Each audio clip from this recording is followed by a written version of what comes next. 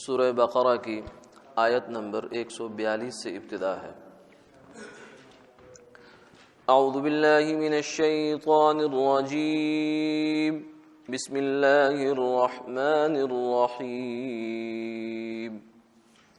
سيقول السفهاء من الناس ما ولاهم عن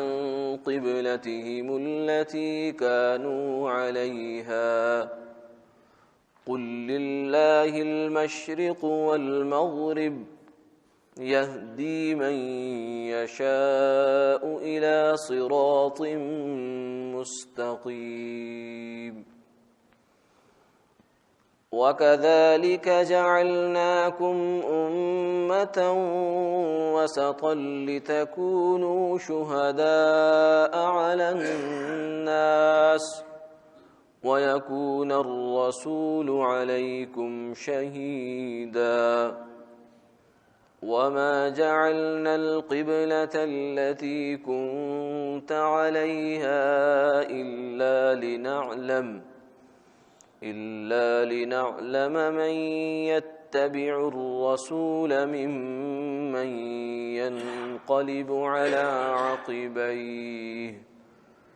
وإن كانت لكبيرة إلا على الذين هدى الله وما كان الله ليضيع إيمانكم إن الله بالناس لرؤوف رحیم۔ صدق اللہ العظیم۔ اب تو یہ بے وقوف لوگ ضرور کہیں گے کہ ان مسلمانوں کو ان کے گزشتہ قبلے کی سمت سے کہ جو بیت المقدس تھی کس چیز نے پھیر دیا جس پر کہ پہلے تھے۔ آپ فرما دیجئے سب مشرق اور مغرب اللہ ہی کے ہیں، اللہ جس کو چاہتا ہے اپنے سیدھے راستے کی ہدایت دیتا ہے، اور ہم نے تم کو ایک ایسی جماعت بنایا ہے جو ہر پہلو سے نہایت اعتدال پر ہے، تاکہ تم مخالف لوگوں پر گواہ بنو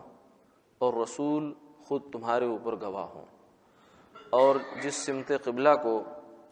پر آپ رہ چکے تھے ہم نے اس کو اس لیے بنایا تھا کہ ہم کو معلوم ہو جائے کہ کون رسول اللہ صلی اللہ علیہ وسلم کا اتباع اختیار کرتا ہے اور کون پیچھے کو ہٹ جاتا ہے، اور یہ قبلہ کا بدلنا منحرف لوگوں پر بڑا بھاری ہوا۔ ہاں وہ لوگ کہ جن کو اللہ نے ہدایت فرمائی ہے ان کے لیے نہیں، اور اللہ تعالیٰ ایسے نہیں ہیں کہ وہ تمہارے ایمان کو ضائع اور ناقص کر دیں، اور واقعی اللہ تو ایسے لوگوں پر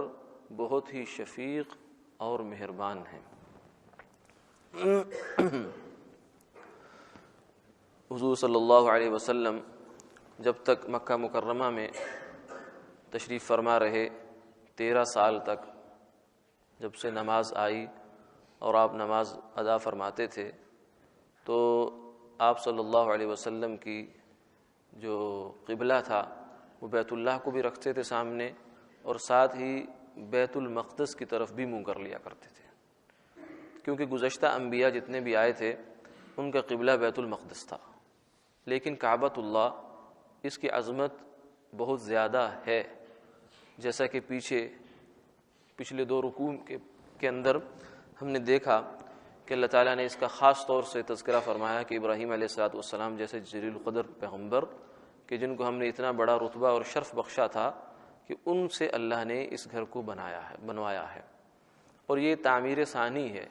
ابراہیم علیہ السلام نے جو بیت اللہ کی تعمیر کی ہے یہ پہلی تعمیر نہیں ہے۔ پہلی تعمیر جیسا کہ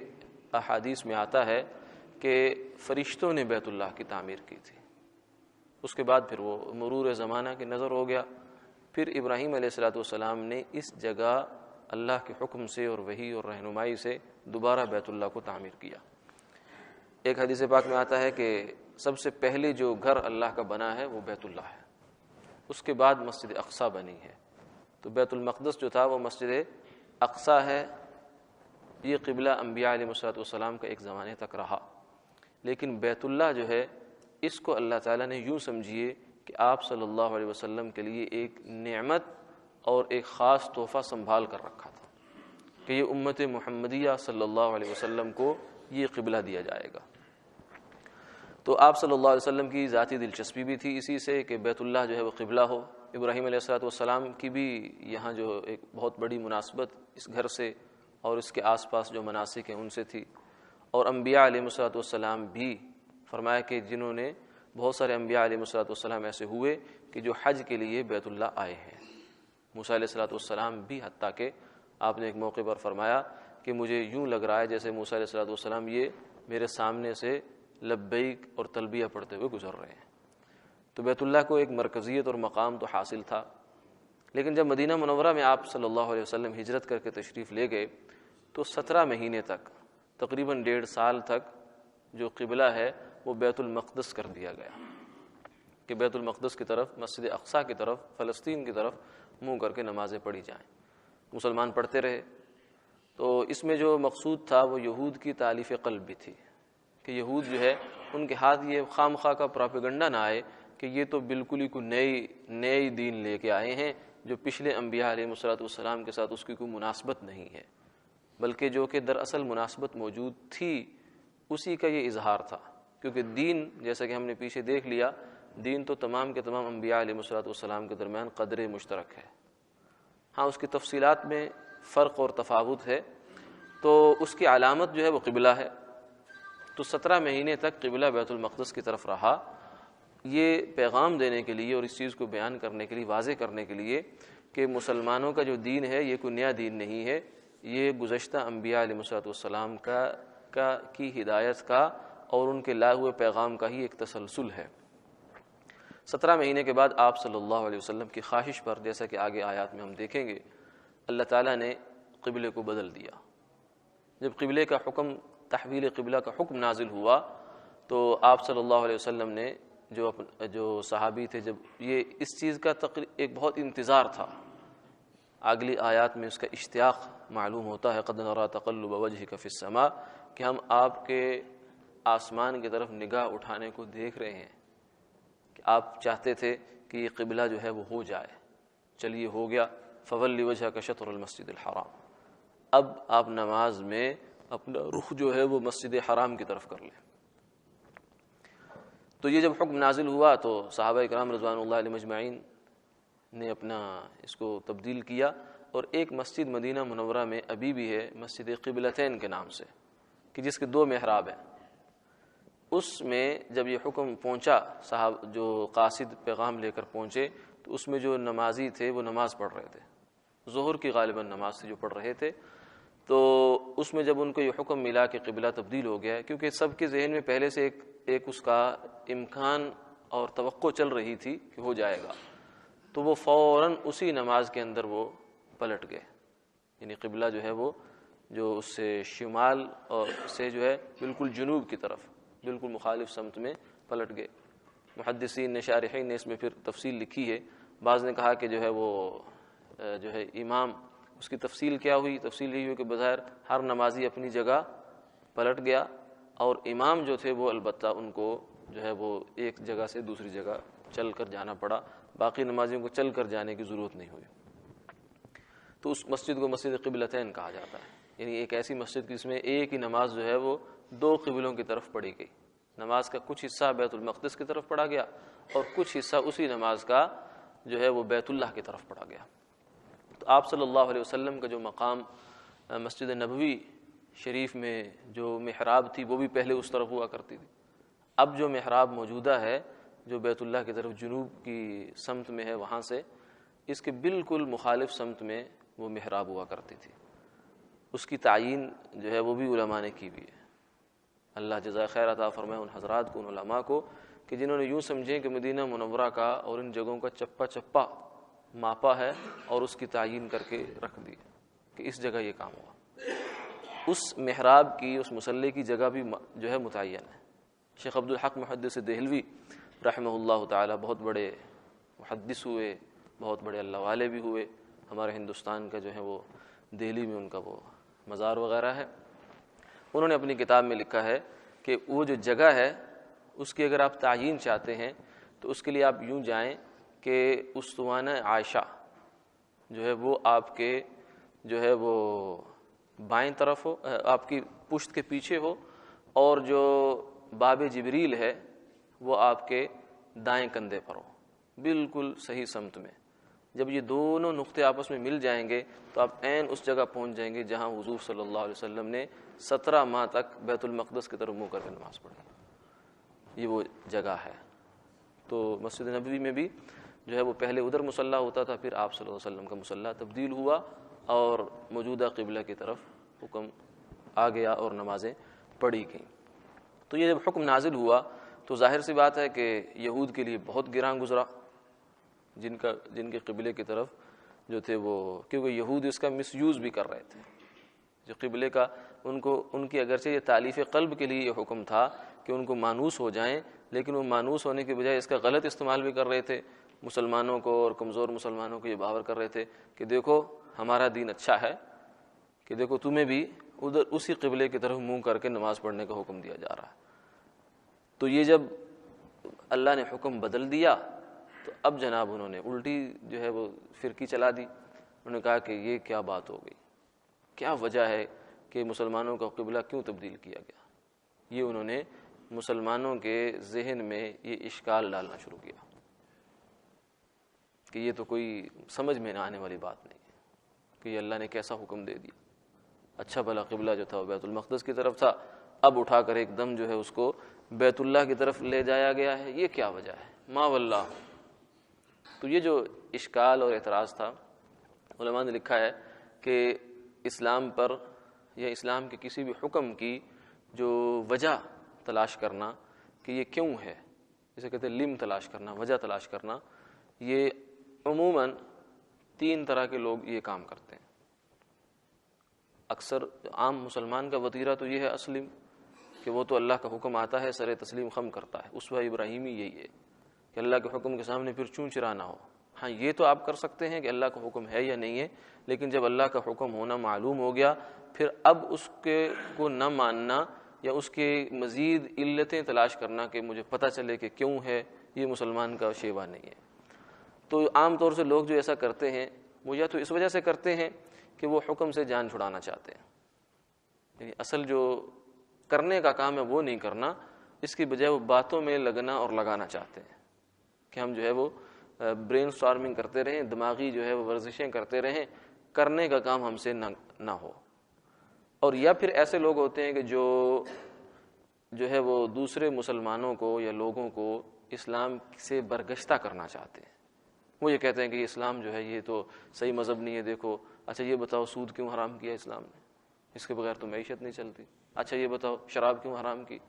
اچھا یہ بتاؤ خنزیر کیوں حرام کیا، فلاں کیوں حرام کیا، فلاں کیوں حرام، اس چیز میں تو بڑے فوائد ہیں، یہ کیوں حرام کیا۔ تو یہ اس طرح کے جو سوالات سامنے آتے ہیں، کچھ لوگوں کے پیچھے تو یہ ہوتا ہے، کچھ تو کام نہیں کرنا چاہتے۔ جب ان سے کہا جائے کہ بھائی جو ہے وہ تم اس چیز نماز پڑھو، تو کہتے ہیں ہمیں ذرا فلسفی سمجھائیں کہ نماز کیوں پڑھی جائے، نماز سے مقصود اللہ کو کیا ہے۔ وہ مقصود ہو سکتا ہے ہمیں ویسے ہی حاصل ہے، نماز سے اگر مقصود یہ ہے کہ زندگی اچھی ہو جائے تو میں تو بڑا اچھا زندگی گزار رہا ہوں، حقوق العباد کا بڑا خیال کرتا ہوں۔ تو یہ اس طرح کی ڈسکشن جو ہے، بحث مباحثہ، یہ وہی بندہ کرے گا جس نے جان چھڑانی ہے، یا پھر دوسرا وہ بندہ جو بدنیت ہے اور اسلام سے منحرف کرنا چاہتا ہے۔ تو یہ تیسرا بندہ وہ ہو سکتا ہے کہ جو واقعتاً مخلص ہے اور وہ جاننا چاہتا ہے، حکم مان رہا ہے، چل بھی رہا ہے کہ اللہ کا حکم ہے، لیکن مزید اطمینان قلب کے لیے وہ چاہتا ہے کہ اگر مجھے اس کے پیچھے جو کہانی ہے وہ بھی پتہ چل جائے تو چلو اچھا ہے، لیکن اگر نہیں بھی چلے گی تو میں مانتا ہوں،